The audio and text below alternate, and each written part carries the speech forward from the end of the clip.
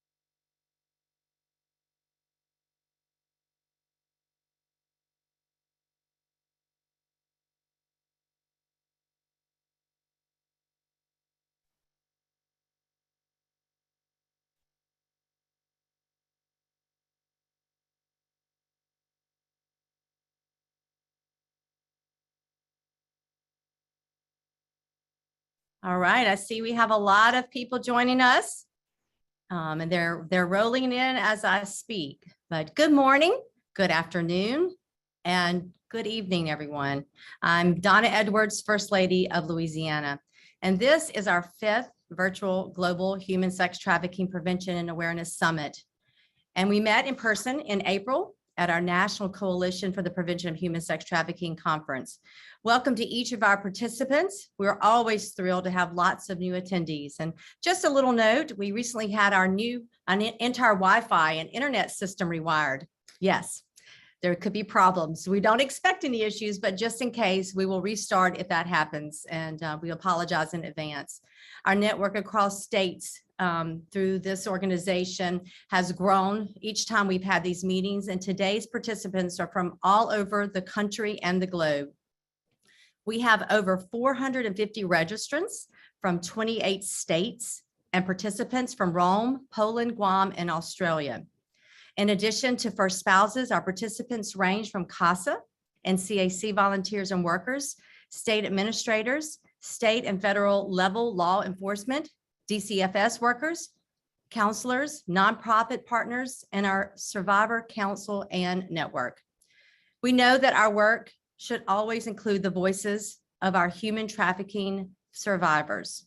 They like to say, nothing about us without us. And thank you to those survivors of human trafficking who bravely tell their stories and work with all of us to inform and guide our decisions. And thank you for being on today. I'd also like to recognize some special guests with us today from Rotary International. We have District Governor Tim McNabb, past District Governor Mark Lee, incoming District Governor Ken Furman, Committee co-chairs Pat Bagley and Bethel Lynn. Thank you so much for joining us. The Rotary has adopted ending human trafficking as their cause, and their website notes the issue of human trafficking prevention was prominent throughout the Rotary Convention in Atlanta, Georgia, USA, where members learned about the power of one, the difference one person can make in combating modern slavery. Thank you, Rotary. We've anticipated having our First Lady of Oklahoma, Lady Stitt. Her words and real life experiences add value to this work. I highly recommend you all to read the book Hope Rising, How the Science of Hope Can Change Your Life. We'll have something in the chat about that. First Lady Stitt works with the authors on the Hope Project, which urges us to recognize trauma and address issues with hope in mind. There's a link to the book, like I just mentioned, in the chat room. We also have a very special surprise guest that will be joining us. So you all want to stay connected throughout the Zoom summit. I am very grateful to have worked with many first spouses across the US on this initiative, and I thank them for their commitment to ending human sex trafficking. And I would like to thank you for joining me for the summit today. Ending human trafficking is something I'm very passionate about. I never thought I'd end up working and often leading in this area that really needs all of our attention and resources. And I pledge to continue working towards ending and putting an end to trafficking, helping to restore the lives of the survivors and convicting the perpetrators through legislation and other means. These summits have grown exponentially from when we started. We humbly began hosting online summits when we had to find new ways to work during the global pandemic, like many of you. And since our first online summit in 2020, we have hosted over 2,500 participants. Having experts and partners share information and best practices is critical. But most importantly, these summits connect those of us committed to eradicating human trafficking. As a result of these Zoom summits, along with 7 other first spouses from around the US, the National Coalition for the Prevention of Human Sex Trafficking was formed, the NCP-HST. On April 1st of this year, we held the very first NCP-HST awareness event. The event sold out in 6 weeks, and we had over 500 attendees, including executives from NCAA, NFL, US Department of Justice, the Vatican, and several national organizations that address trafficking. Many of you were in attendance, and so we want to say thank you to you. Prior to the event, over 2,800 key professionals, including hospitality workers, EMTs, emergency room staff, and 911 operators were trained to recognize trafficking, report it, and understand the resources available to the victims. As a result, direct result of the NCP-HST event, the Louisiana Governor's Office of Human Trafficking Prevention has conducted and are partnered with agencies to host 16 human trafficking trainings throughout the state.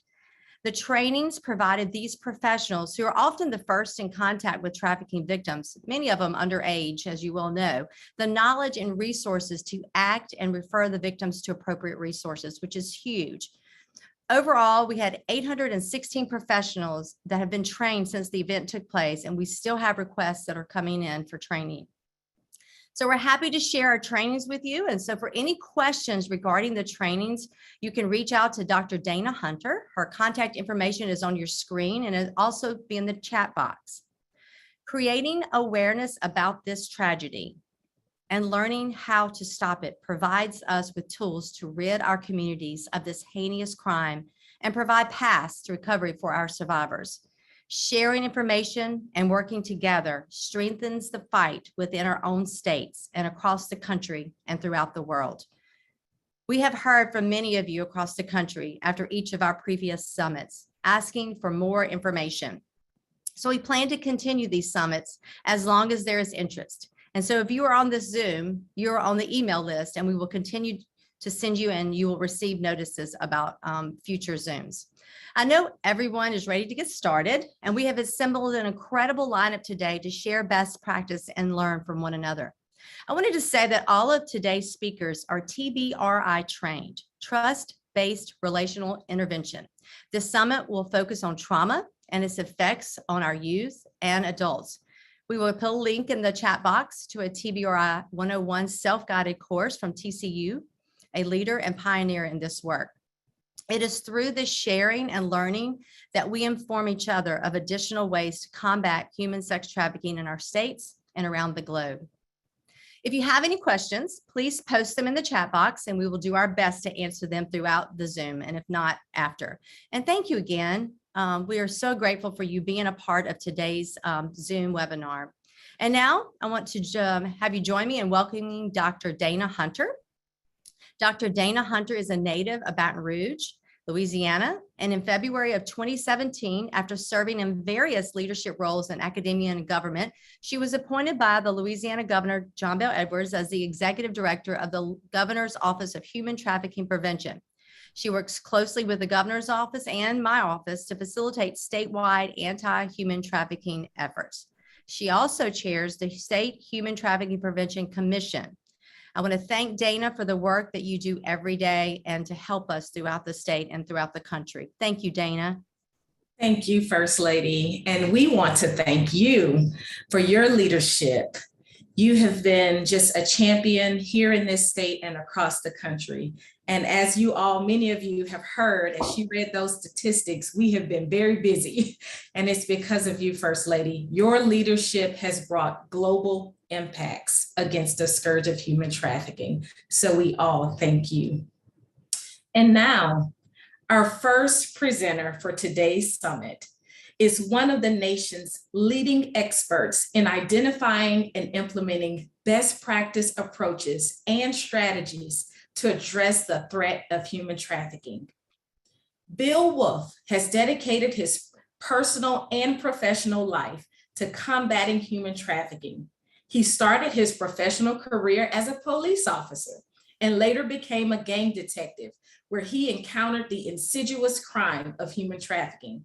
He served in many leadership capacities at the national level, including special advisor to the White House for Human Trafficking, U.S. Department of Justice Human Trafficking Programs Director, acting director of the Office for Victims of Crime, as well as principal deputy director, where he provided oversight of nearly $6.5 billion in grant programs. He received national recognition and was awarded the Presidential Medal for extraordinary efforts to combat trafficking in persons. Among all of his roles and accomplishments, Bill is most proud of his 6 incredible children who continue to amaze and surprise him daily. Bill, welcome. Thank you so much, Dana. And it's a pleasure to be here with you all. And First Lady Edwards, I just want to thank you for your incredible and continued leadership. We met several years ago, and just to see all that has come from the work that you are doing and the other first spouses, especially, First Lady Lee, First Lady Hutchinson, First Lady Bashar, it's just incredible to see the work that is being done around the country to address this issue. We've been in this fight for about 3 decades. In the heels of the Soviet Union collapsing, the reunification of Germany back in the 1990s, we really saw the first concerns around human trafficking to emerge. As organized crime started to take over some of these vulnerable populations, we saw where these people were willing to exploit other human beings for the purpose of commercial sex and forced unfair labor. In 1994, human trafficking first entered into our US Congress through the Violence Against Women Act. And later in 1998, President Clinton signed the Steps to Combat Violence Against Women and Trafficking in Women and Girls executive order. These laid the foundation for the movement that we have today. As you all know, the Trafficking Victims Protection Act was first signed into law in the year 2000, and it has really been the guiding light for all efforts to combat human trafficking. In the TVPA, they called for a coordinated response to build structures that would be able to collectively and in a multidisciplinary fashion be able to leverage resources to combat human trafficking. These efforts were first started by some of the original groups, incredible nonprofit organizations like Shared Hope International that really spearheaded alongside International Justice Mission and others the fight to end modern day slavery in our country. Over the past 20 plus years, we truly have learned a lot and have been able to implement new programs.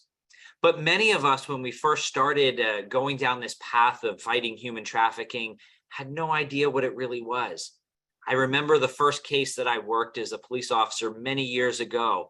I had no idea that what I was investigating as a gang detective was in fact human trafficking. First Lady Edwards mentioned how important training is, and understanding that even those that are still in the fight today need more training. In my role at the Department of Justice, we prioritized finding relevant training and advanced training. Many efforts have been underway over the past several years, but a lot of those efforts have focused around protection and prosecution. One of the things that is so incredibly important as we continue to move forward is a renewed focus on prevention. If we're truly going to be effective in the fight to end human trafficking, we have to start to go upstream. Figure out what are the things within society that are allowing human trafficking to happen, and be able to remove the vulnerabilities of those populations that are historically targeted by traffickers. We can only do that collectively. This is not something that law enforcement is going to solve on their own. This is not something victim service providers are going to solve on their own. It takes the collective efforts of all of us to come together and strategize new and innovative approaches to combating human trafficking. So where do we go from here? What are the next steps in really being effective in this fight? Well, first, we need to take what we've learned over the past 20 years and start to apply it in a very meaningful way. In the past, a lot of times we've been kind of finding our way, figuring out what works and what doesn't work, figuring out what best practices really are. One of the things that is incredibly important moving forward is that every effort we take within the fight to end human trafficking, we do so in a person-centered, trauma-informed manner. Now, those words sometimes are overused. What do we really mean by person-centered, or sometimes you'll hear victim-centered and trauma-informed approach? We mean that we have to understand the very real impact that trauma has on those that are exploited in human trafficking. And our response to that, whether it's a law enforcement response or a victim services response, we have to make sure that it is crafted in a way that is responsive to the experiences of that individual. This requires new training. It requires a shift in mentality, and it also requires the field of anti-human trafficking professionals to come together and establish standards. I'm so thankful for incredible organizations like Safe House Project, who have recently launched their national certification program for restorative care facilities. This program is a way to evaluate the effectiveness of the program, to ensure that the services that are being provided are being done so in a trauma-informed manner. And yet they go beyond that. They make sure that these organizations seeking certification and evaluation are sustainable. It is critically important that organizations serving survivors of human trafficking are able to provide a stable environment for those individuals. And in the space of nonprofit funding, as I'm sure many of you are aware, funding can come and go, and it can be a real source of stress. We have to do better at creating these certification standards and reforming the way that we fund these programs. There are proven models for funding that can be both adopted at the federal and state levels, but it requires you all to have the voice to go to Washington, to go to your state capitals and explain the need to restructure these systems to better serve survivors of trafficking in a trauma-informed manner. When we talk about being trauma-informed, we also have to understand the very real impact that working with survivors and working in this space has on those frontline professionals, law enforcement officers, victim services professionals, and all of those working on the front lines experience trauma themselves, secondary trauma. And oftentimes that trauma can prevent them from being able to perform their duties and to serve survivors of trafficking in a meaningful way. We need to adopt new and emerging practices. First Lady Edwards alluded to the science of hope. And I am so thankful for champions and visionaries like Dr. Chan Hellman, who have done extensive research in developing new and innovative approaches that can be applied to communities, professions, and movements such as human trafficking. The science of hope is the next generation in self-care that we collectively need to be implementing and adopting on a systemic level. The work that is being done by all of you is incredible.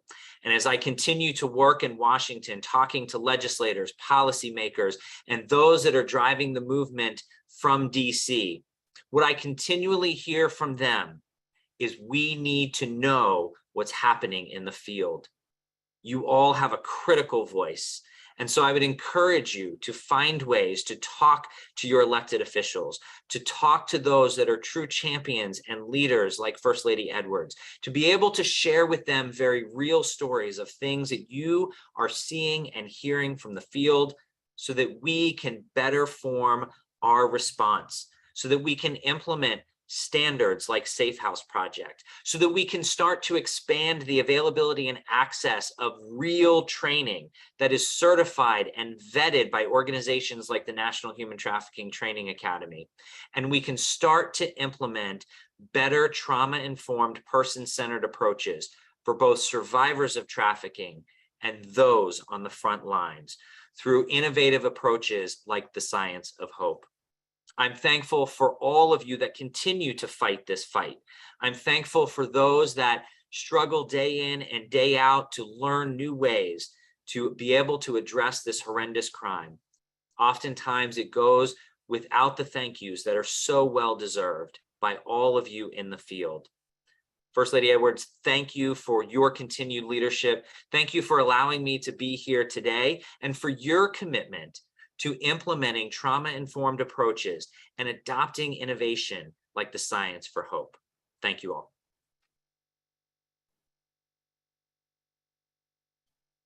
Thank you, Bill, for sharing your knowledge and expertise with our audience today.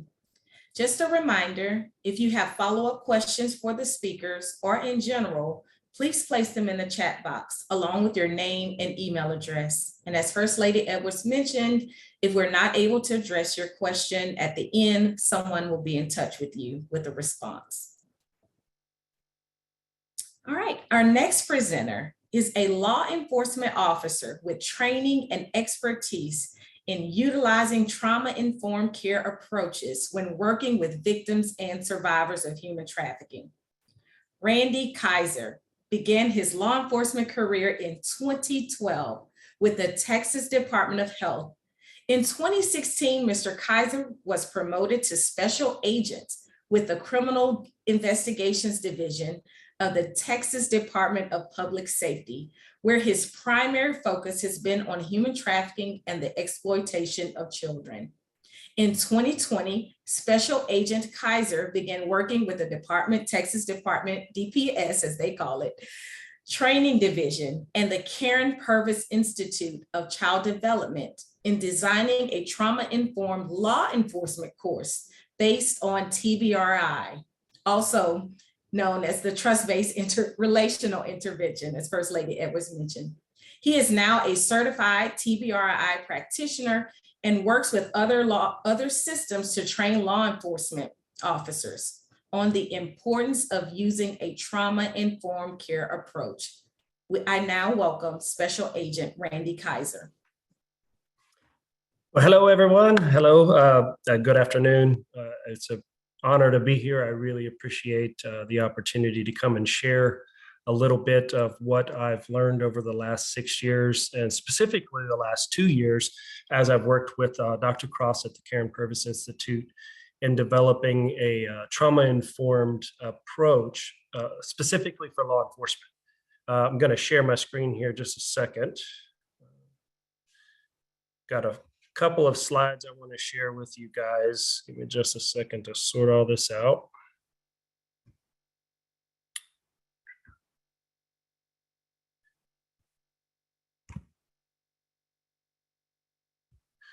See if this does it right. So let me tell you a little bit about my background as I try to sort this and get this on the screen effectively. Is I started with DPS, Texas Department of Public Safety, about 10 years ago. I began on the patrol unit. Then I promoted in 2016 to our criminal investigation division. And I moved to Houston, Texas, and worked primarily with our human trafficking squad. And so I spent about 3 years in Houston focusing primarily on human trafficking and learning what that was. And that started in the beginning of 2017. And so from there, I really took almost a crash course in what human trafficking was. I had no idea. I'm from a very small town in Texas. And so a lot of that wasn't part of my world. So it was very new to me. And I learned a lot very quickly. The problem, though, I found is I didn't really have the tools to deal with what I was dealing with. And I'll give you some examples that I faced. The first trafficking victim I ever encountered, we recovered her. She was a runaway. She was 13 years old. And we recovered her. She had been missing for a few days. I was kind of set up a little bit by my squad. They sent me over to interview her. And really quickly, I found that although I thought I was Superman and I was saving someone's life and that she was going to be happy to see me because we were removing her from a bad situation, it didn't go that way. She wasn't excited to see me. She didn't want anything to do with me. She had quite a few choice words for me. And I realized really quickly that there was more to this than just being a police officer to go in and rescue someone. And so I didn't have any training, though, centered around trauma-informed care. And so we just kind of drudged on. I did the best I could. I adapted and modified my strategies, my interview strategies, but I really didn't have any background or any history or any training to kind of rely on. And so in 2020, I met Dr. Cross through a initiative that was being done through our governor's office to build a training for the Texas Department of Public Safety centered around law enforcement and helping law enforcement understand how do we interact with those that come from a very, very hard background and lots of trauma. Well, it wasn't until that first time I sat down with Dr. Cross on a Zoom call, or it might have been a phone call, I don't remember, and he kind of interviewed me. He wanted to learn what law enforcement was doing specifically so he could see if TBRI would even apply to law enforcement. And within that first hour of talking with Dr. Cross, I really realized this is what has been missing from law enforcement practice. And what I mean by that is understanding how do we connect with those that come from hard places, and how do we connect to those trafficking survivors in order to not just prosecute and go after the traffickers, but to start that healing process. And that was something that I was missing. I was trained in law enforcement. My goal was to arrest criminals, get convictions. But what I realized is that really didn't come very often because our victims were full of so much trauma. We had a hard time ever getting them even to testify or to give us good statements. And so we were kind of spinning our wheels in my mind. I wasn't making much progress in even arresting the traffickers and getting good prosecution because we were kind of neglecting the victims and not understanding what they needed throughout this process. We were so focused on the crime and so focused on getting them arrested, we were kind of leaving the victims behind. And it wasn't working. It wasn't working for anybody. It wasn't working for us in prosecution. it wasn't working for the victim in order to kind of start that healing process and allow them to get out of those lives and get out of that situation and not fall back into that comfort zone, so to speak, of this is what my life is now and this is what I'll always do. And so with learning or meeting Dr. Cross, I started learning a lot about TBRI and how that can be applied in two fashions. I call this the two faces of trauma. And it was alluded to earlier by Bill, the concept of law enforcement, they face a lot of trauma as well. Not only the acute trauma from their career, but they might be facing a lot of trauma from their past that they've never even addressed and they've never even talked about because we're taught to just kind of compartmentalize. And so now you have that law enforcement officer that may have a background of trauma. We all know that law enforcement brings trauma. Just the career itself brings trauma. And you have that individual now trying to work with or interact with someone that is also full of trauma. Well, what I've learned through TBRI, when you're both working in the downstairs brain, you're not going to have much progress. You're going to have the authority figure, myself being law enforcement, trying to tell the young child or the victim what to do. They're not going to be processing very well. I'm not going to be processing as they retaliate or as they return that negative attitude back to me. I'm not going to process well. And then that ends in a complete disaster.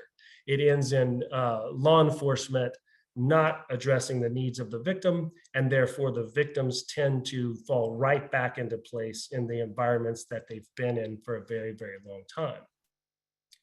So I'll share another story of how this became really real to me personally, not only from a career standpoint, but it also hit me personally.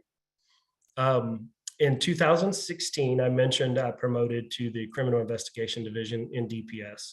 I also had twin daughters born in December of 2016. They were both born very early. And so they were in NICU for about 5 weeks, and they were healthy. We were able to take them home after about 5 weeks. And in February of 2017, one of my daughters died through the night of pneumonia. Well, I never really talked about trauma or dealt with trauma. This is 2016, 2017. I grew up, you just compartmentalize, you just shove it all down. And so this really impacted my life, obviously. And so what I really learned in this process is how impactful trauma is. It changed the trajectory of my life tremendously. My wife and I struggled in our own relationship. We ended up really struggling at some points, and we wanted to go to counseling and therapy, but we really just could not make it all work for both of us. So when I met Dr. Cross in 2020, and this seems to be resonated across the Care and Purpose Institute and TBRI, is that TBRI is therapeutic without being therapy. And so just attending the trainings with TBRI, just being involved in these building of these trainings, it provided therapy for me. It provided a place for me to be able to discuss my feelings, my emotions around that situation without having to be forced to talk to someone or forced to do something that I don't necessarily want to do. And so I share that only to show that combination of how impactful TBRI has been, not only in my professional career, but also in my personal career, because I lived through that concept of massive amounts of trauma. As some of you out there might have lost someone very close to you, a family member, a spouse, a child, you understand what I'm talking about, of how that changes your world, that changes your trajectory of where you're headed. And instead of taking on those negative ways to deal with that, TBR was kind of a lifesaver for me in a personal standpoint as well. So what me and Dr. Cross have been working on over the last 2 years has been a training that's really centered around understanding how to make connections. We're all humans and we all strive for connection. That is just, the sciences bore that out. Dr. Karen Purvis makes a comment, and it's a quote of hers, that we're not born connected, but we're born to connect. So we're always looking for some type of connection. And I recognized this when I was dealing with my victims. Oftentimes, they would connect to the trafficker so strongly that that was their best connection that they've ever had in their current lives. So it's really difficult to break that cycle. It was hard because that connection was really strong, because they lacked in good, healthy, positive connections in their lives. And so we really have emphasized this concept of connection and getting law enforcement to understand, how do we connect? Well, I'm also part of the negotiation team with DPS. So I've been a hostage negotiator for about 8 years with the department. And so what we've learned, me and Dr. Cross in this time working together, is that negotiation skills kind of really overlap the TBRI skills. And you'll see this. That's the few slides I want to present with you today. So when we talk about negotiations, we talk about active listening skills. We talk about verbal engagement strategies. And so we use these quite often because we're typically talking on the phone with someone and we don't see that person. And so these verbal engagement strategies are very, very helpful in understanding, how do I build rapport or make a connection? I use those kind of interchangeably. How do I build that rapport? How do I make a connection with that individual? Because at the end of the day, if I want to influence anyone's behavior or I want to impact their behavior, I have to some way connect to them. I have to give them a reason for me to influence them. They're going to have to buy into what I'm saying or what I'm talking about, or that connection that we have. And so some of these verbal engagement strategies come directly from the FBI stairway. It's all active listening skills. It's ask open-ended questions.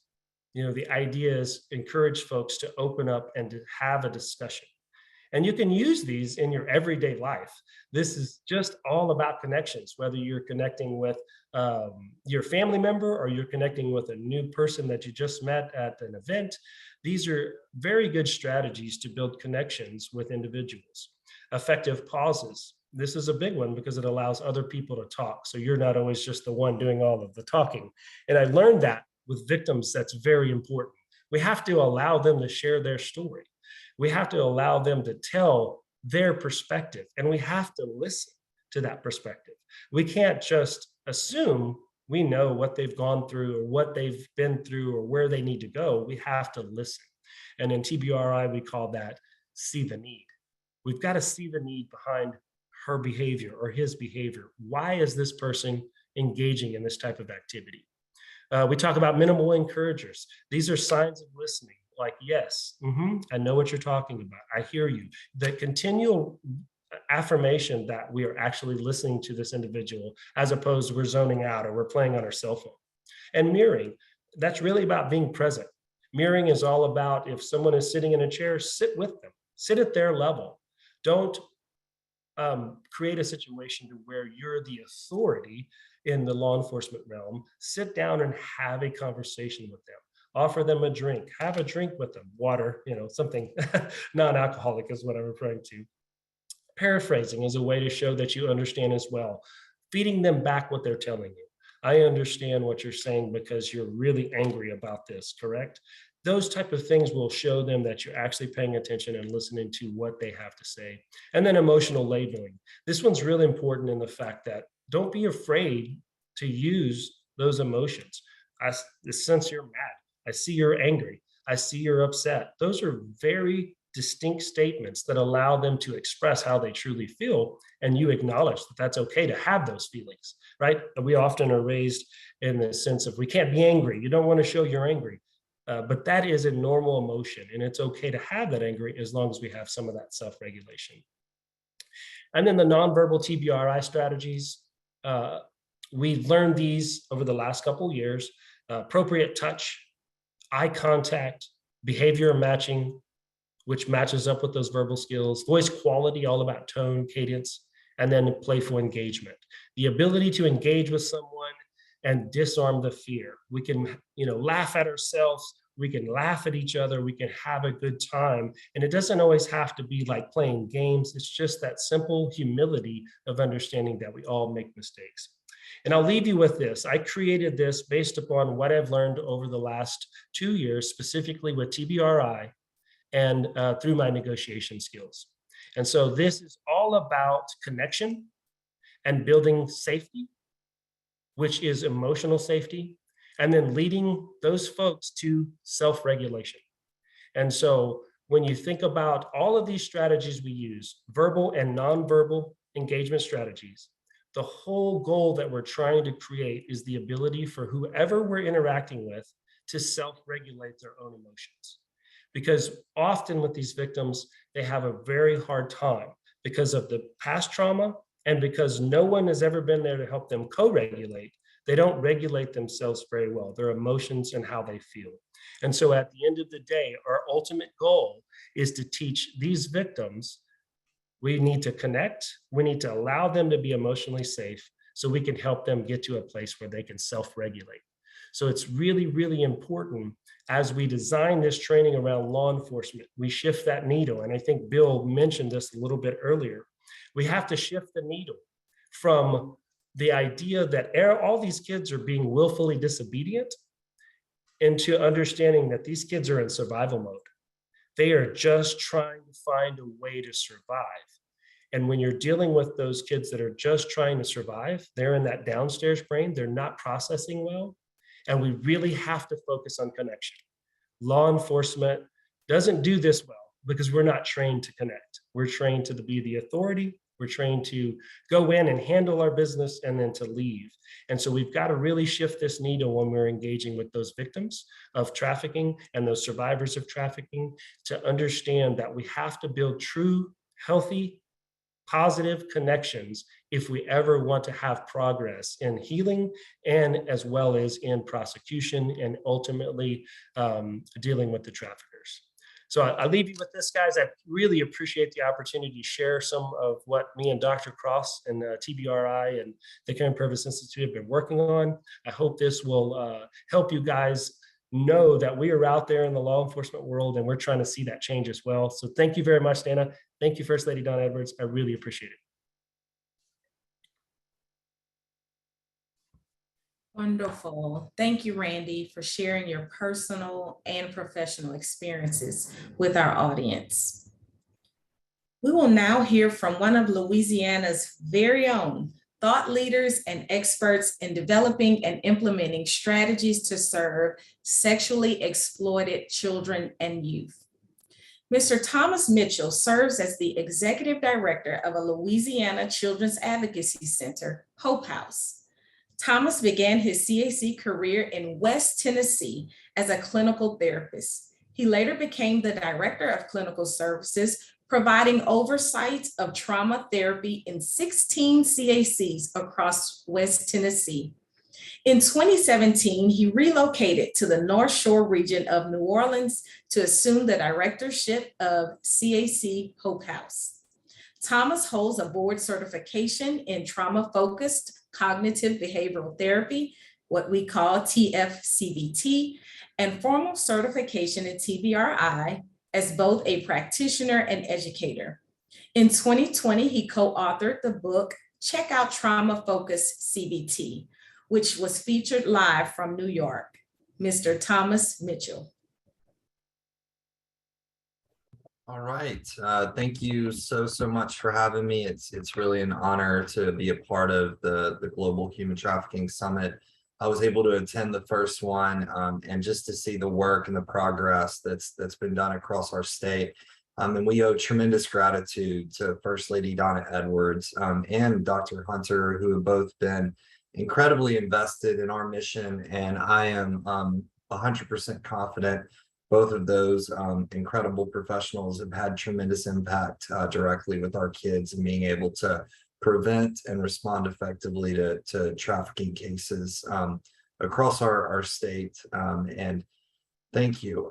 So yeah, I really, just when this came up, when Dr. Hunter asked me to present, I was thinking, just kind of a run-of-the-mill, like common TBRI and common, question to approach that we typically do in training of what happened, right? Like what happened after our children have been traumatized, what happened cognitively, what happened physically, what happened neurophysiologically within their brain that creates then symptoms of PTSD and traumatic injury per se to their neurochemistry, which is typically what I present on.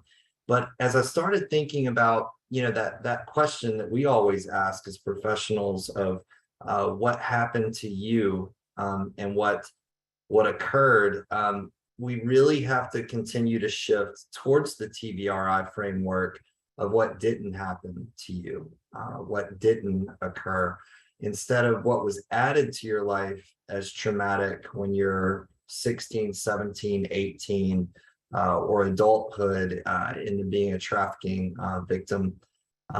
What didn't happen, or what was omitted during your infancy, during your critical years of profound needs that might not have been met, and might have been an attachment trauma that was a prerequisite towards some of the later traumatic events and experiential events that occurred in one's life. So I want to dive in through sharing my screen, and let me see here, and just go through a few PowerPoint slides that I really think are valuable here. Just one moment. All right. Okay, perfect. And I have a neat video to display as well. Related to TVRI, I'm both a practitioner and educator. I firmly believe that it can really heal and solve a lot of the challenges that we work with our survivors, and help them recover and be able to learn how to trust again, learn how to connect again. I was trained by Dr. Purvis and Dr. Cross at TCU in 2012, and then I later became an educator. And something Dr. Cross mentioned to me that will always stick with me is I went up to him after the entire, I think it was a 5-day training on TCU's campus. And I went up to him and I just said, hey, thank you so much for this valuable experience. This has been really enriching professionally. And I expected him to, oh, no problem. It's really nice to meet you. And he just looked at me with this really confident expression and said, well, now you have the responsibility. He didn't say, oh, thanks for the compliment or anything. He just looked at me and said, now you have the responsibility to share this. So I'm so happy to see this initiative taking place and coming to fruition, where I am sharing the value of TBRI, trust-based relational interventions. So in defining attachment and looking at attachment, a deep and enduring emotional bond that connects one person to another across time and space. And an attachment is a critical and vital process in early childhood development that is indicative of trust, the ability to develop stability, regulation. All of that is centered in the attachment figure caregiver's ability to meet the child's needs whenever a need is expressed. We as humans, which Mr. Kaiser mentioned, we're biologically designed to connect. Everything from the moment we're in utero to the moment that we're born into this world, and in early childhood development and infancy, everything in our environment is interdependent on our ability to feel connection and our ability to have our needs met. I always point this out. If you look at your left elbow or your right elbow, depending on which hand you're centered in, look at the distance between your elbow and your eyes, just as you're doing this presentation. It should be approximately 8 to 12 inches. What is a newborn's field of vision? Whenever they're born, they come into the world. Their first field of vision in the first month of their development is 8 to 12 inches. It's the exact, connection. Everything about us is designed to match that contact, that attachment dance that we're going to talk about in a moment. Attachment is the foundation for mental health, stability, regulation, and trust. And any disruption within this attachment process between mom and son or daughter, or dad and son or daughter, is definitely a major variable that is going to pose risk factors for being trafficked. And this is those of you who have been TBRI trained before, trust-based relational interventions trained before, you might know the history and the origins. This really came into play in 1940. So what was going on in 1940? Nazi Germany was bombing and beginning blitzkrieg on London and southern England. And it was fascinating. It prompted researchers in psychology to want to investigate the traumatic effects. So you have kids and families living all over London. The bombs are coming. There's trauma, there's death, there's war happening, and there's the sirens that go off, the bomb sirens that go off, and it alerts all of the community to take shelter and to be able to seek refuge.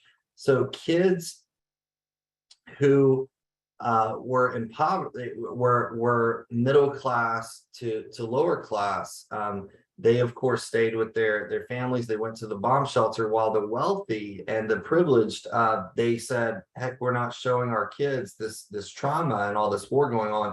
We're going to send our kids to the countryside. We're going to send them to Cornwall or Manchester, and let them stay with nannies while we continue here in London and operate our business and support our efforts in our country.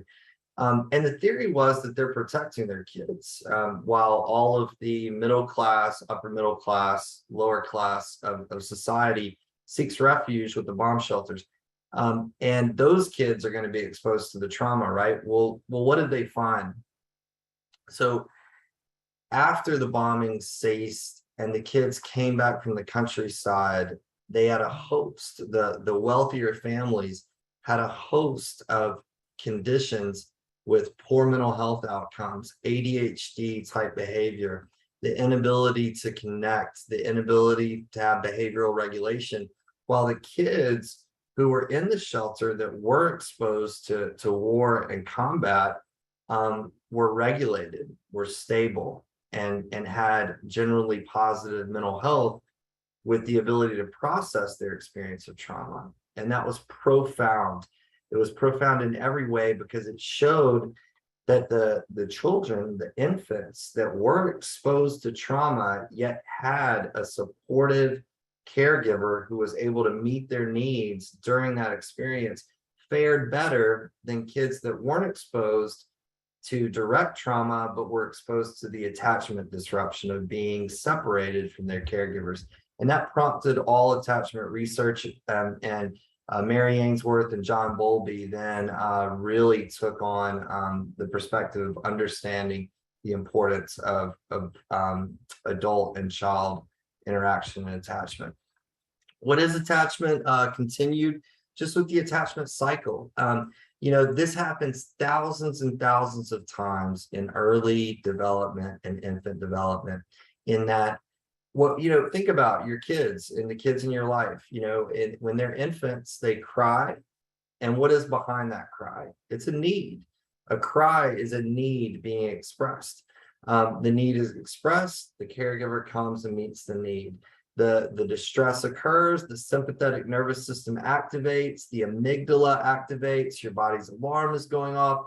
What are your needs? I need to be warm. I need food. I need to be fed. I need to have my diaper changed. I need a more sensory calming experience. The caregiver comes, that need is met. The sympathetic nervous system is deactivated. The amygdala is taken from a 10 down to a 2, and the child feels calm and regulated.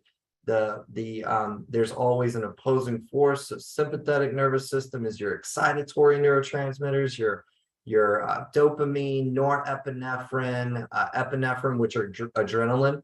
So your adrenaline spikes, your dopamine spikes, you're excited, you're anxious, and then your caregiver comes and the parasympathetic nervous system activates, and the calming neurotransmitters, the GABA, the serotonin, the relief. And biologically, an infant doesn't have the cognitive ability to say, oh, my mom's coming and meeting my needs. Their body and their neurochemistry and everything that is going on with them to maintain homeostasis is sensing this calm development that is taking place, and the parent is meeting my needs. And thousands and thousands and thousands of times, what happens is trust is developed. Trust is maintained.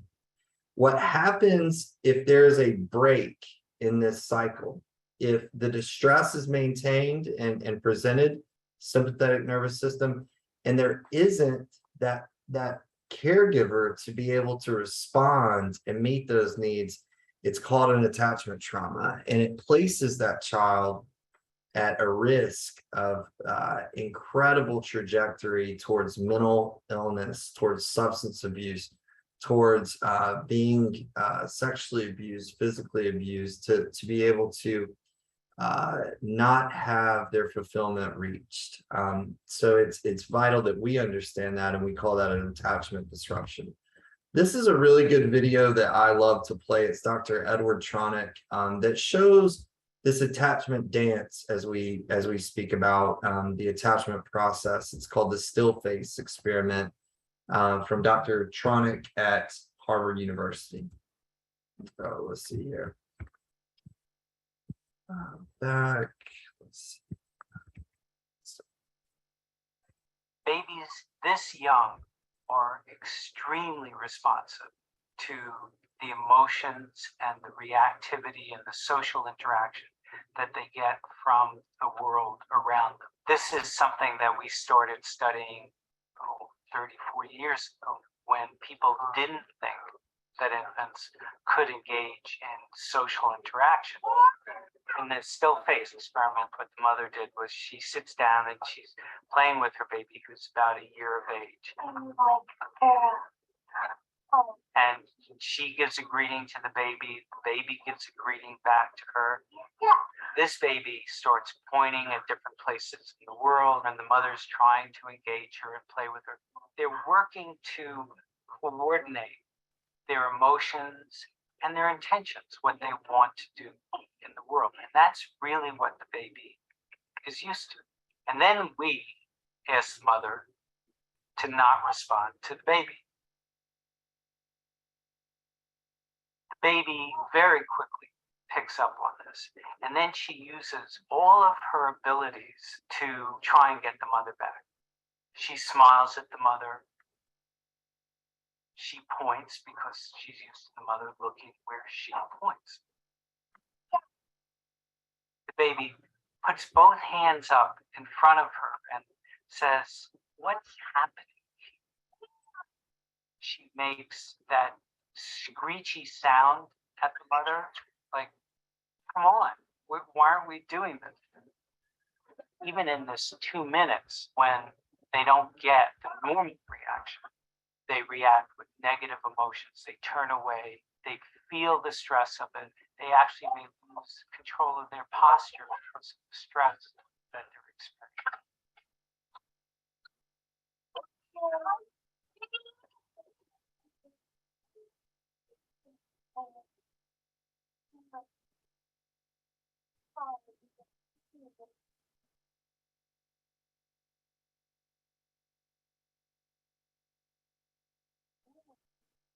It's a little like good, the bad, and the ugly.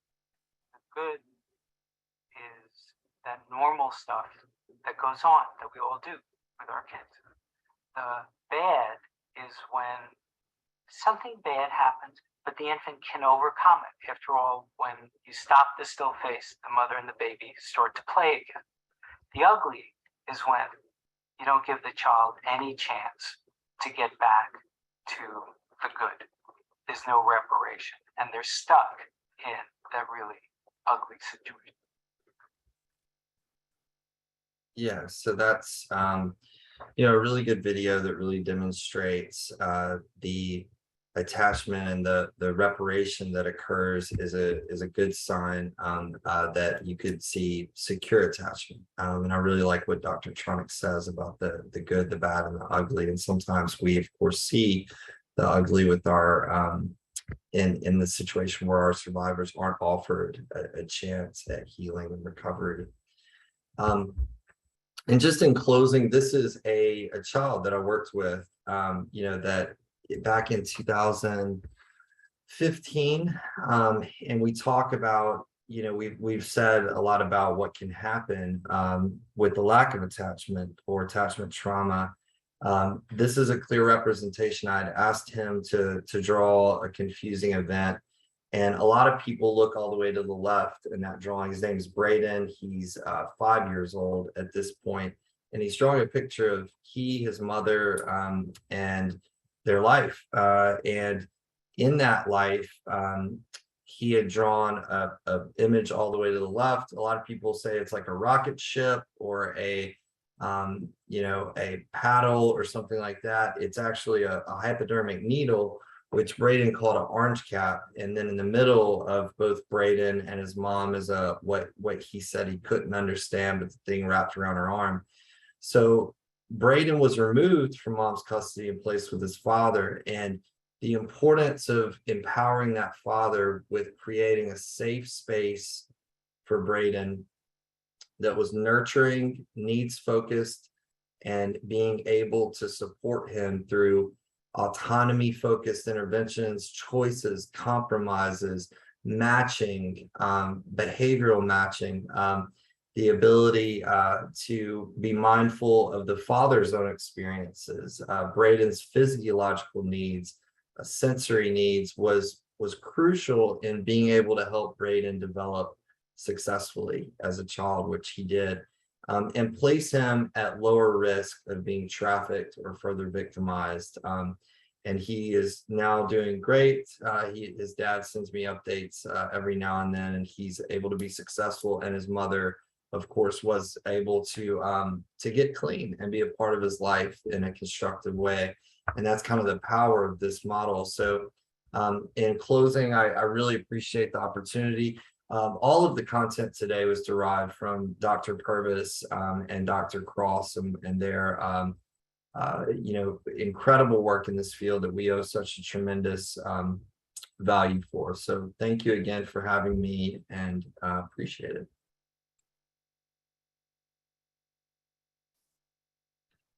Thank you all so very much. I really appreciate all the presenters, and I want to thank Dr. Hunter for your help in coordinating this event. Just so much enlightenment, and I've written tons and tons of notes from all of the presenters today. So thank you so much for sharing your wisdom and what you've learned throughout your career thus far with all of us. We were supposed to have a video from First Lady Stitt to present to you today, but she and her team are traveling right now, and there was some technical difficulty getting her video to us. So I really wish you could have heard her story. She has her own lived experience with trauma, and she often speaks about the importance of modeling hope through mentorship. And since she became First Lady, she has championed improved mental health and trauma-informed care in organizations heeding that call. First Lady Stitt introduced me to the book, Hope Rising, which I mentioned earlier, and an excerpt from the book's description reads, Hope Rising provides a roadmap to measure hope in your life, assess what you may have robbed you of the power of hope, and then provides strategies to increase hope. It challenges every reader to be transparent and honest about their own stories of struggle and adversity, calls for the end of shame and blame, and addressing the struggles of those who have experienced trauma, illness, or abuse, and provides practical ways to increase your hope score and thrive because of it. First Lady Stitt has agreed to have Oklahoma be the presenting state at our next summit, and we will send you the date as soon as we have it, but it will be in the early part of 2023. And if you're registered for this summit, you will get the email announcement for the next. So instead of having First Lady Stitt, I'm so excited to announce to you today to introduce, in fact, he was spoken about earlier at one of the presenters, and he is one of the authors, Dr. Chan Hellman, one of the authors of Hope Rising, How the Science of Hope Can Change Your Life. Dr. Hellman is a professor of social work at the University of Oklahoma and director of the Hope Research Center. He has written more than 150 scientific publications that has presented at numerous national and international conferences worldwide. Chan also presented his work of hope with TEDx in May of 2021. And Chan's research is focused on hope as a psychological strength, helping children and adults overcome trauma and adversity. This research informed the development of the Hope-Centered and Trauma-Informed Training Program. Chan is the co-author of the award-winning book, Hope Rising: How the Science of Hope Can Change Your Life. And his co-author, Casey Gwynn, published by Morgan James. As a result of his work, Chan was one of 5 invited workshops for Jane Goodall's Activating Hope Summit held in November of 2021. So I want to thank you so much for joining us, Dr. Hellman. Well, thank you, First Lady Edwards, and it's an honor to be here, and it's an honor to represent First Lady Sarah Stitt. So thank you for that. And real quickly, I'll just talk for a few minutes anyway about this work of hope and kind of what we're doing in the state of Oklahoma, as well as several other states where we've taken the training program. The goals of the research focus at the Hope Research Center is really focused on 3 things. One is what are the outcomes associated with nurturing hope? The second question is how does trauma and adversity rob us of hope? And so a lot of the presenters were highlighting some of the areas that we actually publish in. And then the final question is really, to me, is the most important question, and that is how do program services nurture and restore that hope?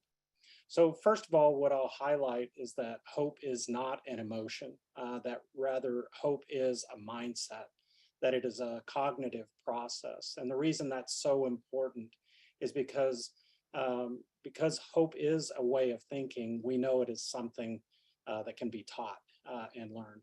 So for us, real quickly, hope is the belief that the future will be better and that we have a role to play in pursuing that future. There's over 2,000 published research studies in various domains, physical health, psychological health, and social health, that demonstrate hope. Our capacity for hope is one of the stronger predictors of our capacity to thrive. Now, hope is based upon 3 really simple ideas. It centers around goals, pathways, and willpower. So goals become the cornerstone of everything that we know about hope, that we tend to be goal setting in our nature.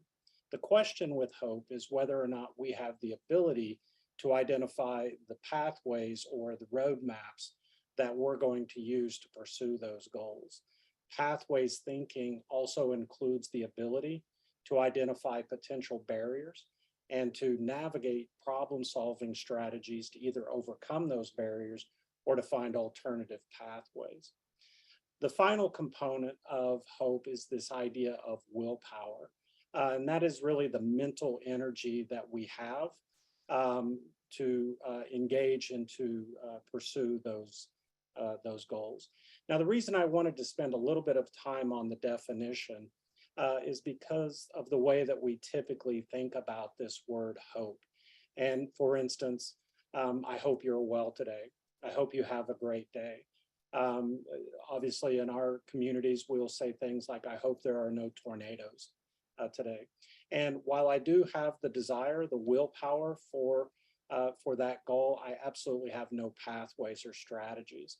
So it's really important in our understanding of hope, and certainly in our training and curriculum, is to make sure we understand the difference between hoping and wishing. Wishing is when we have a desire, but no pathways or strategies. Wishing is passive towards the goal. Hope is about taking action to pursue that goal.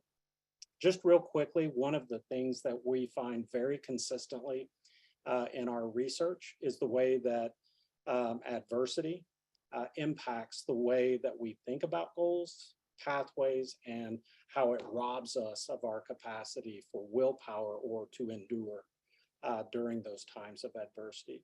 And I won't go into a lot of detail for time, but one of the really important things that we find very consistently with both children and adults is that when we are in the presence of adversity, we are much more likely to set goals that are avoidant in nature. That is, we're more likely to set goals of outcomes that we do not want to occur. But when we see the transition towards an achievement mindset, we tend to see, again, the idea of pursuing goals where we want those outcomes to occur. A real simple example is, imagine the basketball player and the goal is to get the ball and shoot the winning shot for the team. This is an achievement mindset. But imagine the basketball player who steps out on the court and their mindset is, I hope they don't throw me the ball. I'm probably going to lose it and disappoint my team. This is an example of an avoidant mindset. The reason this is so important is because the way we think about goals drives our pathways thinking. So I wanted to be sure and highlight that because as I began to study this concept of hope, I saw it more than just a psychological coping mechanism. I really saw hope as a framework for action. And this has really been the efforts of the First Lady for Oklahoma, Sarah Stitt, and in her initiative for Oklahoma to become the first hope-centered state. So we've created this curriculum and we're now training all 112 state agencies across Oklahoma. Over 30,000 employees are becoming trained in this concept of hope, of nurturing hope in their own lives and families, but also in the context of the workplace. What I really want to highlight is that while the book, Hope Rising, has been an amazing experience for me, that work was really focused on hope at the individual level. And what we're really trying to do is shift this idea that hope provides a framework for action really at the organization and system level. And so that's really the essence of the work that's taking place. I will tell you that over the last 2 years, the research that we've been doing with the state agencies, where we see a significant increase in hope after this brief curriculum strategy. What we have found with a control group design is significant reductions in workforce burnout, significant reductions in secondary traumatic stress, and significant reductions in turnover. So my focus now in this concept of hope is not just a practice model where we're using hope as a framework for well-being for clients, but also from an organizational leadership and development perspective of how do we begin to use the framework of hope to really focus on influencing the culture in a way to protect the workforce. And over the last couple of years, this has been even more significant. And I'm going to go ahead and close with kind of a final summary. We started with the Oklahoma Department of Human Services, which is the largest state agency in Oklahoma, trained 6,000 employees. And what we saw across 3 years, starting in 2019, we've seen a significant increase in hope. And as I mentioned, a significant reduction in burnout. But the Secretary, Justin Brown, reported a 33% reduction in turnover across the agency. So the idea is, how do we engage in hope-centered practices where we protect the workforce who is doing this difficult work in human trafficking and other trauma exposed areas? How do we also protect the workforce as they do that important work in our communities? So again, thank you, First Lady Edwards, for the opportunity to participate, to represent First Lady Stitt. And again, on behalf of my publisher, thank you for showing the book. Absolutely. I'm so honored to have you. When I was introduced to your book, I actually started reading it and was so invested in it. We bought them for all of our staff. We had everybody reading it. So we passed it through department heads. So actually we're working on a statewide trauma and ACEs plan currently, and we're going to add hope to it because I think it's that important. It really shed a lot of light, and the stories, the real life stories that you highlighted in your book were just unbelievable. So thank you so much for the spontaneous presentation. We are just really appreciative of you coming on today. And I just want to thank all of our presenters. I just want to recognize, Bill Wolf has been with us before. Thank you again, Bill Wolf, for joining us. I appreciate you addressing the secondary trauma for those that work in this area. It's real. And we know that so many of those, especially the law enforcement, the judges, juvenile judges, all those who deal with that secondary trauma, and so much more that you shared. Randy Kaiser, thank you so much for your personal story of trauma. Appreciate that. And you're right, connection is the key. And I think that's something that we need to really focus more on. And you mentioned about the 13-year-old victim and that story, and that was very powerful. In our state of Louisiana, the average age of a victim that's trafficked is 13. So we really understand that one-on-one that you had with this victim. And of course, Thomas Mitchell, I loved all that you have to say. I love visiting with you, our CACs. I couldn't be more proud of the work that you all do in our state and across our country. It's just phenomenal. If you're not familiar with children advocacy centers, please find one in your community and see how you can be involved in helping them with resources. They do amazing work with children, foster children, families, and human trafficking victims. So thank you so much for your work. And I appreciate the comment of now you have the responsibility. So we will pass that on to the people who are listening. So thank you to all of our speakers for sharing. Dr. Hunter, we appreciate you and your work you're doing. The Louisiana First Foundation, along with NCPHST, is committed to advancing trauma-informed policies for our state and on a national level, especially in the areas of foster care and human trafficking. We are currently working with our state health professionals, like I mentioned, on a state ACEs and trauma plan. So I want to thank each of the spouses that were with us today, and that because your leadership really matters within your state. We appreciate all of you. We had 450 registered people on today. Some of you were in groups, so we appreciate you all listening in. Please feel free to invite your colleagues who work in this field to join our next summit. The more connected we are, the more impact we will have collectively, eradicating human trafficking. If your state is interested in presenting at one of our future summits, please contact Delary Rice. Her email is posted in the chat. If my staff or any of the speakers or I can be of assistance, please don't hesitate to reach out to our office. We're easy to find. We're putting our email and our numbers in the chat. And our follow-up email will include a link to recording of this summit and links to all the resources mentioned today, as well as recordings of the past summits. If you did not get a chance to fill out the form to receive your CEU certification, we will put the QR code back on screen at the end. I look forward to seeing all of you at our next summit in early 2023. Also want to thank my staff, my executive director, Delary Rice, my executive assistant, Kayla McCullum, and our policy coordinator, Katriana Limbach. So thank you to them. We have a small office and we do an amazing work with just our little group. But I want to thank everybody who was in attendance and those who have presented once again. Thank you and God bless, and please stay healthy and safe.